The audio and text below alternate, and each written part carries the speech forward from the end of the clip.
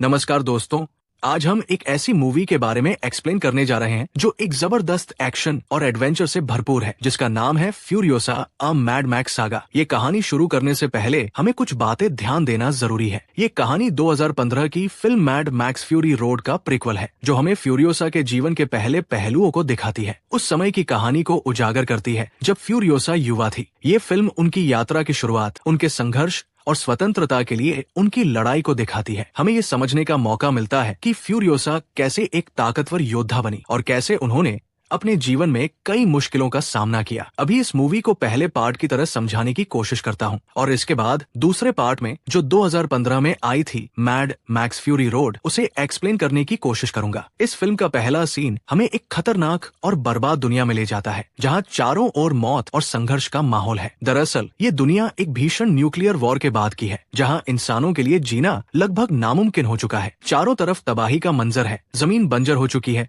और खाने की भारी किल्लत है और इंसान मौत के कगार पर खड़े हैं। हवा में जहरीली गैसें फैली हुई है, जिससे लोगों का सांस लेना मुश्किल हो गया है। इनके अलावा इंसानों की हड्डियों में घातक वायरस फैल चुके हैं, जिससे उनकी ताकत धीरे धीरे खत्म हो रही है और वे कमजोर होते जा रहे हैं। ये एक ऐसी दुनिया है जहाँ केवल सबसे ताकतवर और निर्दयी ही जिंदा रह सकते हैं, और इसी दुनिया में शुरू होती है फ्यूरियोसा की कहानी। यहाँ पर हम दो बहनों को देखते हैं, फ्यूरियोसा और उसकी बहन वेल्किरी, जो पेड़ से सेब तोड़ने की कोशिश कर रही होती है। उन्हें अचानक कुछ अजीब महसूस होता है, जैसे आसपास कोई खतरा मंडरा रहा हो। फ्यूरियोसा अपनी बहन से कहती है, तुम यही रुको, मैं देख कर आती हूँ। जैसे ही फ्यूरियोसा थोड़ी दूर जाती है, वो जंगल में कुछ खूंखार लोगों को देखती है जो एक घोड़े को बेरहमी से मार रहे होते हैं। ये देखकर फ्यूरियोसा का गुस्सा भड़क उठता है। वो चुपके से उन दरिंदों की बाइक्स के पास जाती है और धीरे धीरे उनके वाहनों से पेट्रोल निकालने लगती है ताकि वे वहाँ से भाग न सके। लेकिन जैसे ही फ्यूरियोसा पेट्रोल निकाल रही होती है, उन दरिंदों में से एक की नजर उस पर पड़ जाती है। वे तुरंत फ्यूरियोसा को पकड़ लेते हैं और जबरदस्ती अपने साथ ले जाने लगते हैं। लेकिन फ्यूरियोसा भी तैयार थी। पकड़ में आने से पहले वो अपनी साथ लाई हुई अलार्म व्हिसल बजा देती है, जो संकेत देता है कि कोई गंभीर मुसीबत में है। इस अलार्म की आवाज ऑस्ट्रेलिया के उन लोगों तक पहुंचती है जो इस इलाके में बचकर रह रहे थे। इस आवाज को सुनकर फ्यूरियोसा की माँ और उसके कुछ साथी घोड़ों पर सवार होकर बंदूकें लेकर फ्यूरियोसा का पीछा करने लगते हैं। खास बात ये थी कि इस इलाके में ज्यादातर लोग महिलाएं थी, जो अपनी रक्षा खुद करती थी और बाहरी खतरों से लड़ने के लिए हमेशा तैयार रहती थी। फ्यूरियोसा की माँ अपनी साथ लाई हुई स्नाइपर गन से एक एक कर उन दरिंदों को मारने लगती है, लेकिन वो फ्यूरियोसा तक नहीं पहुंच पाती, क्योंकि तब तक बाइकर्स उसे बहुत दूर ले जा चुके होते हैं। मैरी हार मानने वालों में से नहीं थी। वो तुरंत उन बदमाशों की ही एक बाइक लेकर पूरे दिन उनका पीछा करती रहती है। अगले दिन मैरी आखिरकार उन लोगों के करीब पहुंच जाती है। वो एक ऊंची और सही जगह चुनकर स्नाइपर से निशाना साधने लगती है, लेकिन जैसे ही वो टारगेट सेट करती है, उसे दिखता है कि बाइकर्स फ्यूरियोसा को लेकर पहले ही अपने खतरनाक कबीले तक पहुंच चुके हैं। अब फ्यूरियोसा दुश्मनों के अड्डे के अंदर कैद हो चुकी थी। उन आदमखोरों के कबीले में न तो पीने के लिए पानी था और न ही खाने का कोई ठिकाना। दरअसल ये खतरनाक लोग हमेशा खाने की तलाश में इधर उधर भटकते रहते थे। अगर उन्हें कोई बस्ती या संसाधन मिल जाता तो वे उस पर हमला करके उसे अपने कब्जे में ले लेते और वही गुजारा करते। इन वहशी लुटेरों के लीडर का नाम था डेमेंटस। वो एक बेरहम और धूर्त इंसान था, जो अपनी ताकत और क्रूरता से पूरे इलाके में राज करना चाहता था। इस दमदार किरदार को निभाया है one of my favourite actor Chris Hemsworth ने, जो थोर फ्रेंचाइजी में अपनी जबरदस्त एक्टिंग के लिए मशहूर है। जिस आदमी ने फ्यूरियोसा को पकड़ कर लाया था, वो उसे सीधे डेमेंटस के पास ले जाता है। वो डेमेंटस को बताता है कि ये लड़की एक ऐसी जगह से आई है जहाँ भरपूर खाना, साफ पानी और रहने के लिए बेहतरीन माहौल है। उस जगह का नाम है ग्रीन प्लेस। ये सुनते ही डेमेंटस के मन में लालच और चालाकी दोनों आ जाते हैं। वो फ्यूरियोसा की तरफ देखता है और नरमी से मगर धोखे से पूछता है, तुम कहाँ से आए हो? तुम्हारा घर कहाँ है, ताकि मैं तुम्हें तुम्हारे घर तक वापस पहुंचा सकूं, क्योंकि तुम अपने घर से बहुत दूर आ चुकी हो। लेकिन फ्यूरियोसा समझ चुकी थी कि डेमेंटस के इरादे नेक नहीं हैं। वो उससे कुछ भी बताने से बचने की कोशिश करती है, क्योंकि उसे पता था कि अगर डेमेंटस को ग्रीन प्लेस का पता चल गया तो वो इसे बर्बाद कर देगा, जैसे उसने बाकी जगहों को किया था। फ्यूरियोसा अपने चेहरे से कोई भी डर या घबराहट नहीं दिखाती। वो पूरी तरह चुप रहती है और डेमेंटस के किसी भी सवाल का जवाब नहीं देती। रात के अंधेरे में फ्यूरियोसा की माँ मैरी छुपते छुपाते कबीले तक पहुंच जाती है। वो अपनी बेटी को बचाने के लिए कुछ आदमखोरों को चुपचाप मार देती है और फ्यूरियोसा को वहां से बाहर निकालने में कामयाब हो जाती है। वे दोनों तेजी से वहां से भागने लगते हैं, लेकिन कुछ दूर जाने के बाद मैरी अचानक रुक जाती है और गहरी सोच में पड़ जाती है। उसे एहसास होता है कि अब तक डिमेंटस को पता चल चुका होगा कि फ्यूरियोसा को छुड़ा लिया गया है और वो अपने पूरे गिरोह के साथ उनका पीछा कर रहा होगा। लेकिन वे कब तक भाग पाएंगे? मैरी जानती थी कि अगर डिमेंटस उनका पीछा करते करते ग्रीन प्लेस तक पहुंच गया तो वो उसे भी बर्बाद कर देगा। इसलिए वो एक बड़ा फैसला लेती है। वो फ्यूरियोसा को बाइक देती है और कहती है कि वो अकेले ही ग्रीन प्लेस की ओर भाग जाए। मैरी खुद यही रुककर डिमेंटस और उसके साथियों को रोकने की कोशिश करेगी ताकि वे फ्यूरियोसा का पीछा न कर सके। फ्यूरियोसा माँ को अकेला छोड़कर जाने से इनकार करती है, लेकिन मैरी उसे मजबूर कर देती है। भारी दिल से फ्यूरियोसा बाइक पर बैठकर भागने लगती है। मैरी चट्टानों के पीछे छुपकर एक एक करके डिमेंटस के आदमियों को मारने लगती है। वो बहादुरी से लड़ती है, लेकिन आखिरकार वो अकेली एक औरत कब तक मुकाबला करती? डिमेंटस के लोगों ने उसे पकड़ लिया। ये सब फ्यूरियोसा दूर से देख रही थी। उसकी आंखों में गुस्सा और दर्द भर आया। वो ग्रीन प्लेस जाने के बजाय अपनी माँ को बचाने के लिए वापस लौटने का फैसला करती है। डिमेंटस ने मैरी को फ्यूरियोसा के सामने ही पकड़कर बांध दिया। फिर उसने दोबारा फ्यूरियोसा से सवाल किया, ग्रीन प्लेस कहाँ है? जल्दी बता दो, वरना अंजाम बुरा होगा। लेकिन फ्यूरियोसा अब भी चुप रही। फ्यूरियोसा की ये हिम्मत डिमेंटस को गुस्सा दिला देती है। गुस्से में आकर वो फ्यूरियोसा के सामने ही उसकी माँ मैरी को बेरमी से मार डालता है। फ्यूरियोसा की आंखों के सामने उसकी माँ की हत्या हो जाती है। मैरी की मौत के बाद डिमेंटस फ्यूरियोसा को बंदी बनाकर अपने अड्डे पर ले जाता है, लेकिन वो सिर्फ उसे कैद में रखने के लिए नहीं लाया था। वो फ्यूरियोसा को एक खतरनाक खेल दिखाना चाहता था जो उसके लिए सिर्फ मनोरंजन था। डिमेंटस और उसके आदमियों के लिए ये खेल एक शो जैसा था जहाँ लोग अपनी जिंदगी और मौत के बीच लड़ते थे। लेकिन फ्यूरियोसा को इससे कोई फर्क नहीं पड़ता। उसका सिर्फ एक ही मकसद था, किसी भी तरह से यहाँ से बचकर ग्रीन प्लेस पहुँचना। उस रात फ्यूरियोसा अकेले अपने कैद खाने में बैठी थी। उसने अपने हाथ पर अपने ही खून से एक नक्शा बना लिया जिससे वो ग्रीन प्लेस तक का रास्ता याद रख सके। एक दिन डिमेंटस और उसके आदमी खाने की तलाश में इधर उधर घूम रहे होते हैं।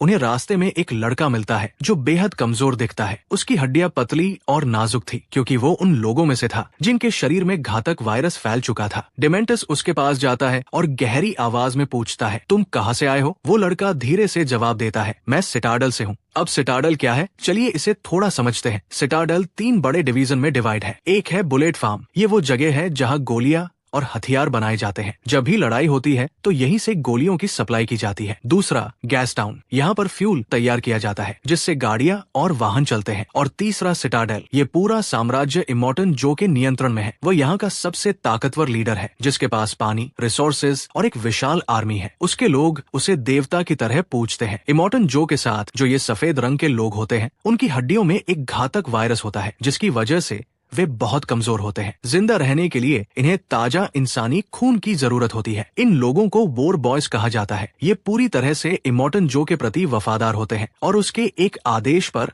अपनी जान तक देने के लिए तैयार रहते हैं। वॉर बॉयज का मानना है कि जो इंसान इमोर्टन जो के लिए लड़ाई में मरता है वो शहीद कहलाता है और उसे जन्नत नसीब होती है। तो अब कहानी के असली मोड़ पर आते हैं। डिमेंटस अपने साथ एक वॉर बॉय को लेकर सीधा सिटाडल पहुंच जाता है। वो हमेशा से एक ऐसी ही सुरक्षित और समृद्ध जगह की तलाश में था और अब उसे लगता है कि सिटाडल पर कब्जा जमाना ही उसका सबसे बड़ा मौका है। सिटाडल पहुंचते ही डिमेंटस बिना किसी झिझक के सीधा इमोर्टन जो को चुनौती दे देता है। वो जोर से चिल्लाता है, अब मैं यहाँ आ चुका हूँ, पहले मैं तुम्हें मारूंगा, फिर इस जगह पर राज करूंगा। लेकिन इमोर्टन जो कोई आम इंसान नहीं था। वो बेहद ताकतवर और रणनीतिक रूप से चालाक था। डिमेंटस की धमकी को नजरअंदाज करते हुए उसने बस वॉर बॉयज को इशारा किया और ये इशारा ही काफी था। इमोर्टन जो का आदेश मिलते ही वॉर बॉयज ने डिमेंटस और उसके आदमियों पर हमला बोल दिया। एक खतरनाक युद्ध छिड़ गया जिसमें डिमेंटस के कई लोग मारे गए। चारों तरफ खून, गोलियां और आग का मंजर था। डिमेंटस को अब एहसास हो चुका था कि सिटाडल को जीतना इतना आसान नहीं होगा, इसलिए वो फ्यूरियोसा को पकड़कर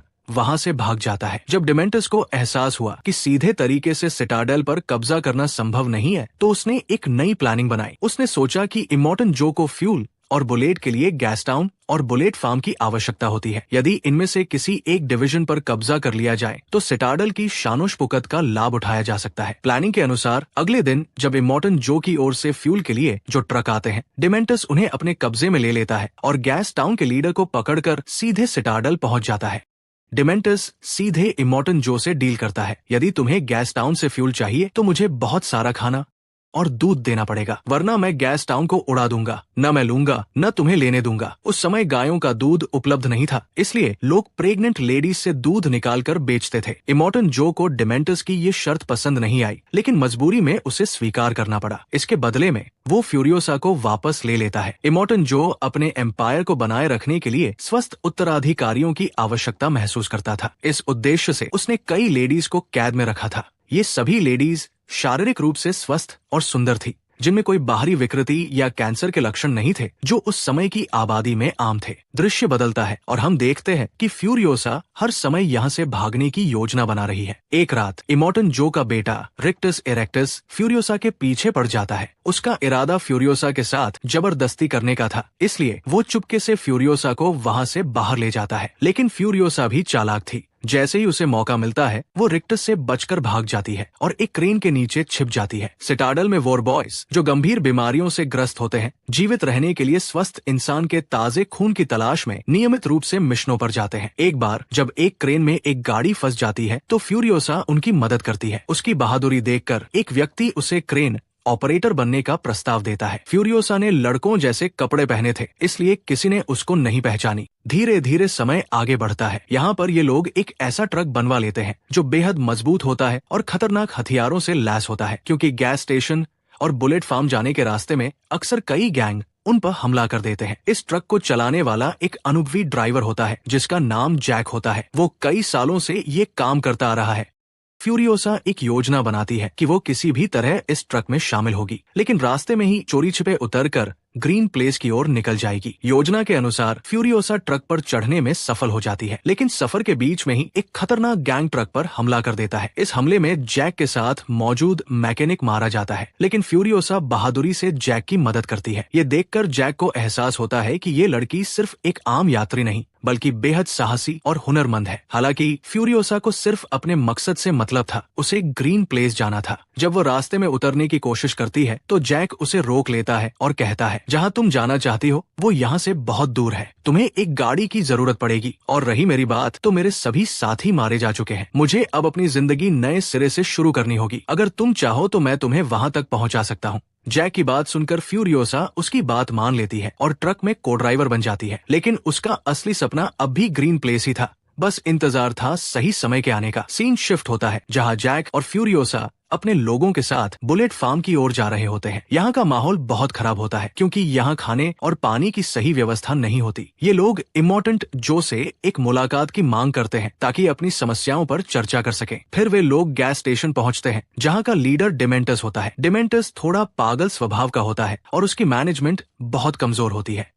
उसकी गलत सिस्टम के कारण गैस स्टेशन पर फ्यूल की कोई सही कैलकुलेशन या व्यवस्था नहीं होती। इसका नतीजा ये होता है कि वहाँ पर चोरी-चकारी बढ़ जाती है और आपस में झगड़े होने लगते हैं। वहाँ मौजूद लोग आपस में ही मारपीट करने लगते हैं। डिमेंटस भी चाहता था कि उसकी मुलाकात इमोर्टेंट जो से हो, लेकिन इस बार गड़बड़ी इतनी ज्यादा बढ़ चुकी थी कि गैस स्टेशन को बिल्कुल भी फ्यूल नहीं मिल पाता। जब ये खबर इमोर्टेंट जो तक पहुँचती है, तो वो गुस्से से आग बबूला हो जाता है। इसलिए इमोर्टेंट जो बुलेट फार्म के लोगों से हाथ मिलाकर उनसे भारी मात्रा में हथियार और बुलेट मंगवा लेता है, ताकि गैस स्टेशन के लीडर डिमेंटस को खत्म किया जा सके। उस रात फ्यूरियोसा और जैक को दिखाया जाता है, जो एक साथ रह रहे होते हैं। धीरे धीरे उन दोनों के बीच प्यार भी पनपने लगता है। जैक फ्यूरियोसा से पूछता है, तुम जहाँ जाना चाहती हो कम से कम मुझे तो बताओ, ताकि मैं तुम्हें वहाँ ले जा सकूं। ये पहली बार था जब फ्यूरियोसा ने अपनी असली पहचान और मंजिल किसी को बताई। वो जैक को बताती है कि वो पूर्व से आई है, जहाँ एक खुशहाल दुनिया है। फ्यूरियोसा आगे कहती है, मेरी माँ ने मरने से पहले मुझे कुछ बीज दिए थे। उन्होंने कहा था कि इन्हें ग्रीन प्लेस में उगाना है, और मैं ये जरूर करूंगी। अब जैक को समझ में आ चुका था कि फ्यूरियोसा का मकसद क्या है, और वो उसके साथ देने के लिए तैयार हो जाता है। अगले ही दिन जैक और फ्यूरियोसा बुलेट फार्म में आते हैं हथियार लेने के लिए, लेकिन तभी उन्हें पता चलता है कि गैस स्टेशन के लीडर डिमेंटस पहले ही बुलेट फार्म पर कब्जा कर चुका है। डिमेंटस ने ये चालाकी इसलिए की थी ताकि वो सभी हथियार अपने कब्जे में रख सके और फिर सीधा सिटाडेल पर हमला कर सके। और फ्यूरियोसा डिमेंटस और उसके लोगों के साथ जबरदस्त फाइट करते हैं। इस मूवी के एक्शन सीन्स काफी तगड़े होते हैं और इसका VFX भी अलग ही लेवल का होता है। फाइट काफी लंबी चलती है, लेकिन अब मैं सीधा कहानी के मेन मुद्दे पर आता हूँ। फ्यूरियोसा और जैक सोचते हैं कि जल्द से जल्द सिटाडेल पहुंचकर इमोर्टन जो को चेतावनी दी जाए कि डिमेंटस भारी मात्रा में हथियार और गोलियां लेकर सिटाडेल की तरफ बढ़ रहा है। लेकिन उनका प्लान नाकाम हो जाता है, क्योंकि इससे पहले कि वे सिटाडेल तक पहुंच पाते, डिमेंटस रास्ते में ही उन्हें पकड़ लेता है। फाइट के दौरान फ्यूरियोसा के हाथ में गोली लग जाती है। डिमेंटस के लोग फ्यूरियोसा के घायल हाथ को बांध देते हैं ताकि वो हिल भी न सके। जैक को एक गाड़ी से बांधकर घसीटा जाता है ताकि वो दर्द में तड़पता रहे और सबक सीखे। अब डिमेंटस और भी बेरहम हो चुका। डिमेंटस के लोग दिन भर जैक को गाड़ी से बांधकर घसीटते रहे, जिससे उसकी हालत बहुत खराब हो गई। अब जब जैक और फ्यूरियोसा को मारने की बारी आई तो अचानक डिमेंटस ने देखा कि फ्यूरियोसा अपने घायल हाथ को पूरी तरह काट देती है। अब वो सिर्फ एक हाथ से बाइक चलाकर भागने लगती है। किसी तरह अपनी बहादुरी और तेजी से वो सिटाडेल पहुंचने में कामयाब हो जाती है। जैसे ही फ्यूरियोसा सिटाडेल पहुंचती है, वो इमोर्टन जो से मिलती है और चेतावनी देती है। डिमेंटस ने बुलेट फार्म को भी हथिया लिया है। गैस स्टेशन तो पहले ही उसके कब्जे में था। अब वो पूरी ताकत से सिटाडेल पर हमला करने और आपको मारने आ रहा है। आप अपनी पूरी सेना लेकर जाओ और इस लड़ाई के लिए तैयार हो जाओ, लेकिन याद रखना, डिमेंटस को आखिर में मारने का काम मैं खुद करूंगी। अब सिटाडेल में जंग की तैयारियां शुरू हो जाती है। इमोर्टन जो अपनी पूरी सेना लेकर डिमेंटस से लड़ने चला जाता है। ये युद्ध पूरे 40 दिनों तक चलता है। दोनों पक्षों के हजारों लोग मारे जाते हैं। इस बीच फ्यूरियोसा खुद को और भी घातक बना लेती है। वो अपने कटे हुए हाथ की जगह एक मैकेनिकल हाथ बना लेती है। वो डिमेंटस से बचपन का बदला लेने के लिए पूरी तरह तैयार है। फ्यूरियोसा एक टूटी हुई कार से युद्ध के मैदान में पहुंच जाती है, जिसमें पहिए भी नहीं होते, लेकिन अपनी चालाकी से वो एक सही और तेज कार पर कब्जा कर लेती है। अब फ्यूरियोसा सीधे डिमेंटस को खत्म करने के लिए निकल पड़ती है। जब डिमेंटस के ज्यादातर आदमी मारे जाते हैं तो सिर्फ 5 लोग ही जिंदा बचते हैं। डिमेंटस को अपनी हार दिखने लगती है, इसलिए वो सभी बचे हुए लोगों को अलग अलग दिशाओं में भागने के लिए कहता है। लेकिन फ्यूरियोसा भी कम नहीं थी। वो एक एक कर डिमेंटस के सभी आदमियों को खोजकर मार देती है और आखिरकार वो डिमेंटस के सामने पहुंच ही जाती है। डिमेंटस को मारने का जुनून फ्यूरियोसा के दिल और दिमाग में घर कर चुका था। बचपन में डिमेंटस ने उसकी माँ को उससे छीन लिया था। अब उसने फ्यूरियोसा के पहले और आखिरी प्यार को भी मार दिया था। उसका ग्रीन प्लेस लौटने का सपना भी चकनाचूर हो चुका था, इसलिए वो डिमेंटस को कोई आसान मौत नहीं देना चाहती थी। डिमेंटस ने कहा, मुझे एक आसान मौत दे दो, लेकिन फ्यूरियोसा ने उसकी बात नहीं मानी। वो डिमेंटस को जिंदा पकड़कर सिटाडेल वापस ले आई। यहीं पर उसने अपने माँ के दिए गए बीज को डिमेंटस के पेट के अंदर बो दिया। डिमेंटस धीरे धीरे मरता रहा और जब उसके पेट से पहला फल निकला तब जाकर उसकी मौत हुई। इस तरह फ्यूरियोसा ने अपने अतीत का बदला लिया। ग्रीन प्लेस का सपना अब भी जिंदा था, लेकिन एक नई शक्ल में। लेकिन कहानी यहाँ खत्म नहीं होती। इमोर्टन जो ने कुछ औरतों को कैद कर रखा था। वह सिर्फ बच्चे पैदा करने के लिए इस्तेमाल की जा रही थी, लेकिन उस रात वे चुपके से एक ट्रक में छिप गई और भाग निकली। लेकिन सवाल ये है, वे कहाँ जाएंगी? वे किस इरादे से भाग रही है? और इमोर्टन जो अब क्या करेगा? इसका पूरा जवाब मिलेगा आपको मैड मैक्स फ्यूरी रोड में, जो 2015 में रिलीज हुई थी। और मैं बहुत जल्द इस फिल्म को आपके लिए पूरी डिटेल में एक्सप्लेन करूंगा। तो इंतजार करें अगले वीडियो का। अगर आपको ये वीडियो पसंद आया हो तो लाइक करें, सब्सक्राइब करें और बेल आइकन दबाएं ताकि आप कोई भी वीडियो मिस न करें। फिर मिलेंगे अगले धमाकेदार वीडियो में। तब तक के लिए धन्यवाद।